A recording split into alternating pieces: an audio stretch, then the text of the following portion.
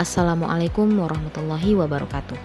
Kali ini kami akan menampilkan hasil observasi dan diskusi kami dengan salah satu guru di sekolah penggerak mengenai strategi dalam implementasi pembelajaran berdiferensiasi.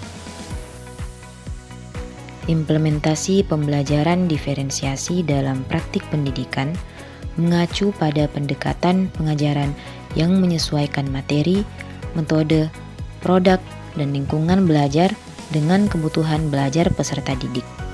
Pendekatan ini bertujuan untuk memastikan bahwa setiap siswa mendapat kesempatan yang sama untuk belajar secara efektif terlepas dari perbedaan kebutuhan belajar mereka. Adapun strategi dalam implementasi pembelajaran berdiferensiasi, yaitu dengan memetakan kebutuhan belajar peserta didik, fokus pada tujuan pembelajaran, kemudian menentukan strategi pembelajaran berdiferensiasi. Langkah pertama yaitu dengan melakukan pemetaan kebutuhan belajar peserta didik. Pemetaan kebutuhan belajar peserta didik merupakan dasar implementasi pembelajaran berdiferensiasi. Ada 3 aspek kebutuhan belajar peserta didik, yaitu kesiapan belajar, minat belajar, dan profil belajar. Langkah yang kedua, fokus pada tujuan pembelajaran, yaitu dengan menentukan tujuan pembelajaran yang relevan dengan kebutuhan peserta didik dan menyiapkan beberapa tingkat tujuan pembelajaran untuk mengakomodasi perbedaan kemampuan peserta didik. Langkah yang ketiga, menentukan strategi pembelajaran berdiferensiasi.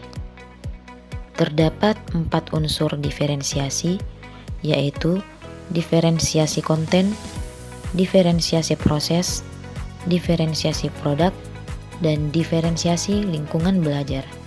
Lalu, bagaimana strategi dalam implementasi pembelajaran berdiferensiasi di SMA Negeri 9 Makassar sebagai salah satu sekolah penggerak di Kota Makassar? Salah satu guru di SMA Negeri 9 Makassar, yaitu Ibu Askiana Eka Putri, menerapkan pembelajaran berdiferensiasi dengan melakukan asesmen diagnostik terlebih dahulu. Kemudian menerapkan pembelajaran berdiferensiasi konten, proses, produk, dan lingkungan belajar.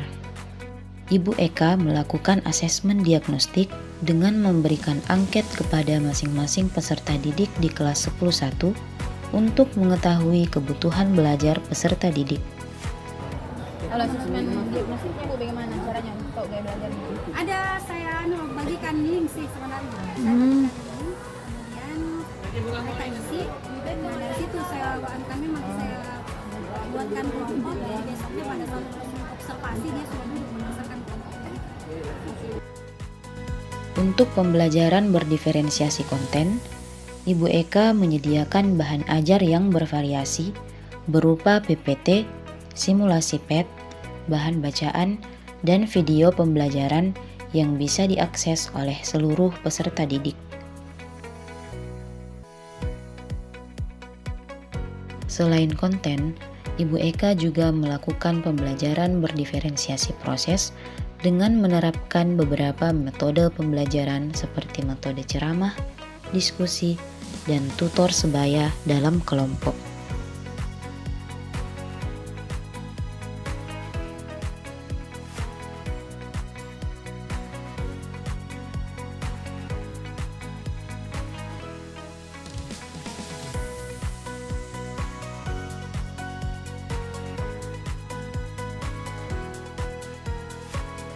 Untuk hasil kerja peserta didik, Ibu Eka memberikan kesempatan kepada seluruh peserta didik untuk memilih cara penyajian hasil kerjanya. Ibu Eka memberikan 2 pilihan, yaitu secara lisan atau tulisan. Yang penting anak-anak bagaimana mengerjakan LKPD-nya, entah itu dengan cara mungkin ada yang senang hanya mendengarkan, mungkin ada yang betul-betul senang menulisnya, jadi biarkan dia bekerja dengan caranya itu. Ada yang menjelaskan. Selanjutnya adalah pembelajaran berdiferensiasi lingkungan belajar. Ibu Eka mengubah susunan meja dan kursi yang mulanya peserta didik duduk mengikuti susunan yang berbentuk U menjadi bentuk kelompok di mana peserta didik duduk melingkar bersama dengan teman kelompoknya.